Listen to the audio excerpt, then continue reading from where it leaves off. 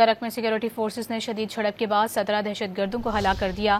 ضلع police officer کرک کے مطابق دہشت گردوں کے ساتھ فائرنگ کا شدید تبادلہ کئی گھنٹے تک جاری رہا، جس کے نتیجے میں 17 دہشت گرد مارے گئے۔ اس دوران سیکیورٹی فورسز کے 3 جوان معمولی زخمی ہوئے۔ کرک میں سیکیورٹی فورسز نے شدید جھڑپ کے بعد 17 دہشت گردوں کو ہلاک کر دیا۔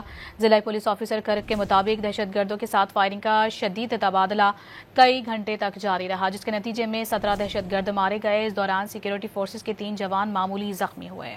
کرک میں سیکیورٹی فورسز نے شدید جھڑپ کے بعد 17 دہشت گردوں کو ہلاک کر دیا۔